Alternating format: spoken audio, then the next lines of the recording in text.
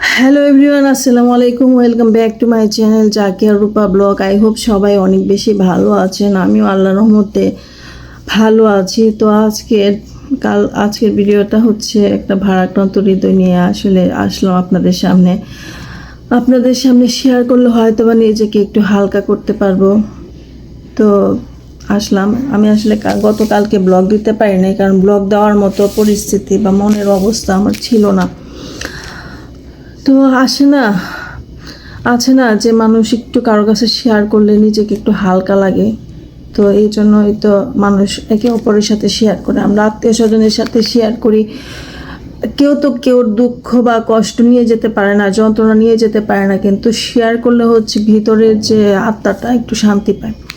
তো আপনারা যখন আমার একটা ফ্যামিলি, তো আমি চাচ্ছিলাম যে আমার কষ্টের কথাগুলা বা আমি যে এখন মনের কী অবস্থায় আছি সেটা আপনাদের সাথে শেয়ার করে একটু নিজেকে হালকা করব। কালকে এত দৌড়াদৌড়ি, এত ব্যস্ততার ভিতরে ছিল, আর এত ট্রমার মধ্যে ছিলাম, আমি কোনো ব্লগ বা ফুটেজ বা এসব আমার মাথায় ছিল না। তো ভাবলাম যে আজকে একটু কথা বলি, যেহেতু এটা আমি আমার প্রফেশন হিসেবে নিয়েছি। এখন অফিসে চাকরি করলে যতই বিপদ আপদ হোক না কেন, কিন্তু চাকরিতে কিন্তু যেতে হয়, তাই না? অফিস কিন্তু কামাই দেওয়া যায় না। তো ইউটিউবটা এরকম একটা প্ল্যাটফর্ম যে আমার যতই বিপদ আপদ থাক না কেন, যে আমার হাজিরা তো দিতে হয় যদি আমি ইউটিউবিং করি। সেই ক্ষেত্রে আপনারা যারা ইউটিউবিং করেন তারা বুঝবেন, আর যারা না করেন তো তাদের কথা তারা হয়তো বুঝবেন না। যাই হোক, যে বিষয়টা নিয়ে আসছি, কেন মন এত খারাপ আপনাদের সাথে শেয়ার করেছিলাম যে মামা আসছে বিদেশ থেকে। তো বিদেশ থেকে এসে এয়ারপোর্টে অসুস্থ হয়ে যায়। তো এখন হচ্ছে মামা এসডিওতে আছে, হচ্ছে রেলটা হসপিটালে আছে। তো মামার অবস্থা খুবই ক্রিটিক্যাল, খুবই অবস্থা খারাপ। রিকভার করবে কিনা এখনো ডাক্তার কিছু আশ্বাস দিতে পারছে না। ডাক্তার বলল যে ওনার হচ্ছে ক্যান্সার হয়েছে একদম লাস্ট স্টেজে। তো লাস্ট স্টেজে তো এখন এমন একটা অবস্থা, ওনাকে কেমো দেওয়া যাচ্ছে না, রেডিও থেরাপিও দেওয়া যাচ্ছে না, কারণ হচ্ছে ওনার ব্রেন পর্যন্ত হচ্ছে ছড়ে গেছে। আসলে মামার সন্তান কিন্তু আমরা কাজিনরা যারা আছি তারাই কিন্তু মামার সন্তান। কেন? আমার মামার হচ্ছে অনেক ছোট ছোট বাচ্চা, হ্যাঁ, যে মামাকে টেক কেয়ার করবে, মামাকে দেখাশোনা করবে।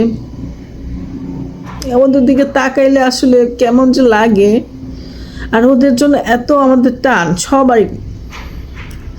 তো মামার সন্তান কিন্তু আমরাই কিন্তু যে হসপিটালে দৌড়াদৌড়ি করতেছে, আমরা কাজিনরা, বোনরা, ভাইরা যারা আছি সবাই মিলেই করতেছে মামার পাশে থাকতে। একসময় তো মামা করছে, তাই না? ছোটবেলার মামাদের আদর, খালাদের আদর, এগুলো তো আসলে ভোলা যায় না।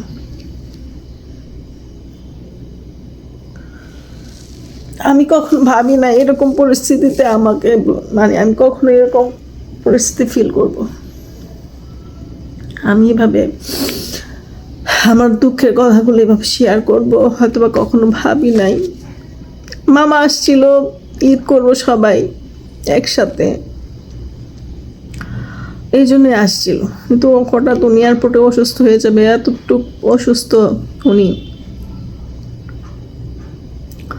মালয়েশিয়ার মতো দেশে, উন্নত দেশে থেকে উনি বুঝেও নাই ওনার এই অবস্থা। তো যাই হোক, আল্লাহ যতদিন যার যার হায়াত রাখবে সে ততদিনই থাকবে। আফসোস হচ্ছে এটাই যে মামার দুইটা বাচ্চা ছোট, ওনার ওয়াইফ ফরেনার, দেখা যাচ্ছে ওনার মনের কথাগুলো আমাদের সাথে শেয়ার করতে পারতেছে না ওইভাবে, আমরাও সেইভাবে শেয়ার করতে পারতেছি না। তো এখন তো মামা আছে, দেখা যাক মামি বাংলাদেশে থাকে কিনা, না চলে যায়। যদি চলে যায় কি ভাবতেছি, থাক ওই প্রসঙ্গে না যাই। যখন যে সিচুয়েশন সেটা তখন দেখা যাবে। যেটা হচ্ছে আমার মামার জন্য দোয়া করবেন, যেন মামা তাড়াতাড়ি সুস্থ হয়ে যেতে পারে বা আল্লাহ একটা যেন সমাধান দেয়। ডাক্তার বলেছে যে উনি যদি একটু স্টেবল হয় সেক্ষেত্রে রেডিয়েশন দিয়ে ওনাকে কিছু করা যায় কিনা। তো আল্লাহ যদি হায়াত রাখে, আল্লাহ চাইলে না কি না হয়। তো আপনাদের কাছে দোয়া চাই আমার মামার জন্য, আমার ছোট্ট ছোট্ট মামাতো বোনদের জন্য। আসলে দোয়া সবাইকে করা উচিত। হ্যাঁ, দোয়া এমন একটা জিনিস সবাইকে করা উচিত, পরিচিত অপরিচিত। আর আপনারা তো পরিচিত জনই, তো সবাইকে দোয়া করা উচিত। একজন আরেকজনের জন্য দোয়াটা খুবই জরুরি। যাই হোক, একটু পরে হসপিটালে যাব। তো মামাকে এখন নাক দিয়ে খাবার দেওয়া হচ্ছে। তো মামার জন্য একটু লিকুইড কিছু রান্না করব, সেটাই আপনাদের সাথে শেয়ার করছি, যে যাদের বাসায় এরকম পেশেন্ট আছে কিভাবে পেশেন্টদেরকে টেক কেয়ার করা হয়। তো কীভাবে খাওয়ানো হয়। খাওয়াবে তো হসপিটাল থেকে আমাদের রেস্টুরেন্টে ঢুকতে দিচ্ছে না, 2টা টাইমে 1 ঘন্টার জন্য ঢুকতে দেয়। তো ওই টাইমটাতে মামার জন্য রান্না করে মামার খাবারটা দিয়ে দিলে ওরা খাওয়া দিবে। তো মামার জন্য এমনভাবে খাবারটা তৈরি করতে হবে যেটা না নল দিয়ে ইজিলি ঢুকে যায়, এরকম থিকনেসটা ওইরকম পাতলা হবে। যে যখন একটা নল থাকবে, নলের মধ্যে দিয়ে দিবে একটা থাকবে, ওই যে কি বলে স্যালাইনের যে একটা হোল্ডের মতো থাকবে, এটার ভিতরে দিয়ে দিবে, স্মুথলি ভাবে চলে যাবে। তো আমার আব্বুর সময় নাক দিয়ে খাবার দেওয়া হয়েছিল, তখন আমরা তৈরি করে দিছি।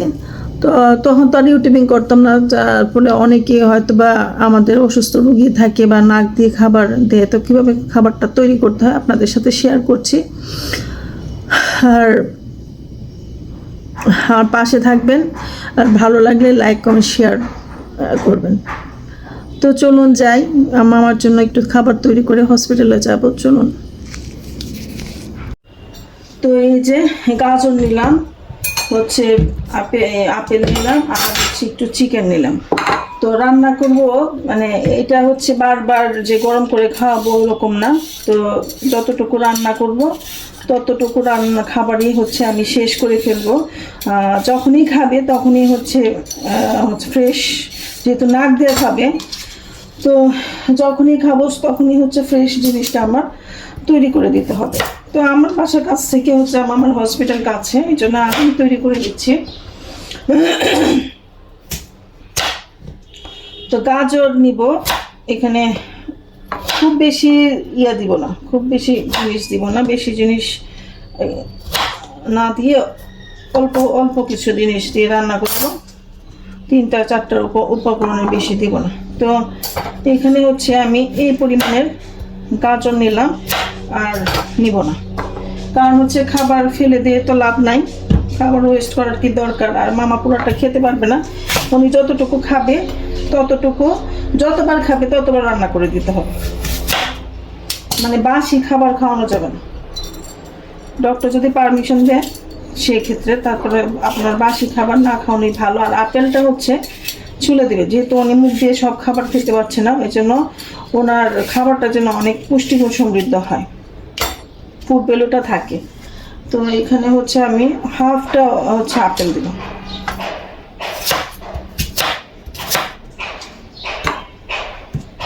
হাফটা আপেল দেবে, এটা একদম লিকুইড মতো, স্যুপের মতো হবে।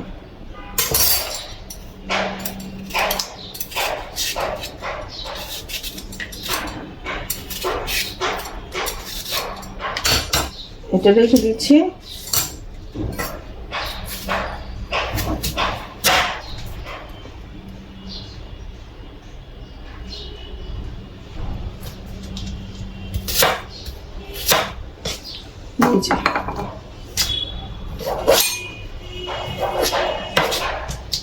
আমরা একটু মাংসটা হওয়ার পরে এইগুলা দিব। মাংসটা আলাদা করে রাখলাম, যেহেতু এটা কাঁচা অবস্থায় আছে। তো এটা আগে সিদ্ধ দিব, সিদ্ধ দিয়ে বাকি তো আমি এগুলো ওয়াশ করে নিচ্ছি। তো এখানে চাল আর অল্প একটু ডাল নিলাম, আর এখানে মুরগির মাংস ব্রেস্ট পিস নিলাম একটা, হাফটা গাজর নিয়েছি, আর হাফটা নিয়েছি আপেল। আর বেশি কিছু দিব না, বেশি কিছু দিলে হজবরল হয়ে যাবে। তো এগুলা হচ্ছে কি যে আদা রসুন এগুলো কিছুই দেওয়ার দরকার নাই, যেহেতু নাক দিয়ে খাবে সেহেতু কোনো টেস্ট পাবে না। লবণ না দিলেও চলবে, কারণ হচ্ছে উনি যেহেতু নাক দিয়ে এটা চলে যাবে। তো এখানে হচ্ছে আদা রসুন পেঁয়াজ এগুলো টেস্টের জন্য না দিলেও চলবে। জাস্ট আমি এখন এগুলোকে হচ্ছে বয়েল করে নেব। তারপরে আপনাদের বাকি প্রসেসটা দেখতে হলে আমার সাথেই থাকুন, কিভাবে এটাকে বাকি প্রসেসিংয়ে আমি যাব, আপনারা সাথেই থাকুন। তো এটা এখন হচ্ছে পানিটা বলক আসুক, সেই পর্যন্ত আমরা ওয়েট করি, তারপর হচ্ছে এগুলো দিব। পানিটা বলক চলে আসছে, তো এই পর্যায়ে হচ্ছে চালটা আর ডালটা দিয়ে দিলাম।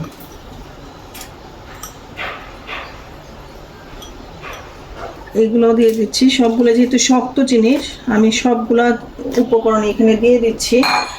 আর এখানে হচ্ছে ডাক্তারের পরামর্শ অনুযায়ী অনেক সময় দেখা যাচ্ছে হাই প্রেশারের রোগী থাকে বা ডায়াবেটিক্সের রোগী থাকে, তো ডক্টর যে পরামর্শ দিবে কি কি ভেজিটেবল খেতে পারবে কি কি খেতে পারবে না, সেই অনুযায়ী কিন্তু এখানে ভেজিটেবল দিবেন।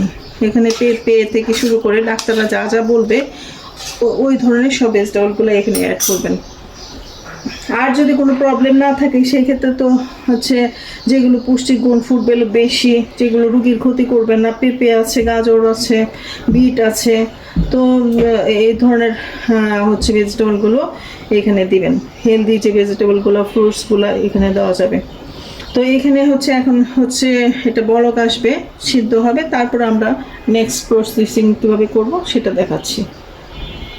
এটা সিদ্ধ হয়ে গিয়েছে, এরপর আমি একটা হ্যান্ড ব্লেন্ডারের মাধ্যমে হচ্ছে ব্লেন্ড করে নিয়েছি। আপনারা এই কাজটা ব্লেন্ডারেও করতে পারেন। স্যুপটা তো ভালোভাবে ছেঁকে নিলাম, তো এখন হচ্ছে এটা ঢেলে দিচ্ছি একটা বোতলে, কিংবা আপনারা যেভাবে ক্যারি করতে আপনাদের ভালো লাগবে, কমফোর্ট ফিল হবে ওই রকম একটা জারে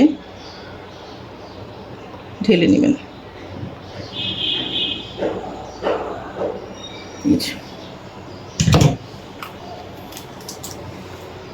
তো এই যে তৈরি হয়ে গেল রুগীর খাবার। তো এই তো মামার কাছে যাওয়ার জন্য হচ্ছে রেডি হয়ে গেলাম। তো এখন হচ্ছে মামার কাছে যাব একটু স্যুপটা নিয়ে। তো ওনার একটা ভিজিটিং আওয়ার হয়তো শেষ হয়ে যাচ্ছে, তো ঠিক আছে পরে কথা বলবো আবার। সারাদিনই হসপিটালে ছিলাম, অল্পের জন্য হচ্ছে মামাকে দেখতে পারি নাই। তো ভাবলাম যে আবার বিকেল 5টা থেকে 6টা পর্যন্ত দেখতে দিবে, তখন হচ্ছে মামাকে দেখে বাসায় যাব। তো মামাকে দেখলাম, মামার সাথে কথা বললাম, মামা একটু কথা বলতে পারলো আজকে। তো আমাদেরকে দেখে চিনতে পেরেছে, তো দেখে আরও মনটা বেশ খারাপ লাগতেছিল। তারপরে মামাকে দেখার পর হচ্ছে বাসায় রওনা দিলাম। তো আজকের মতো ব্লগটা এখানেই শেষ করছি। আল্লাহ হাফেজ।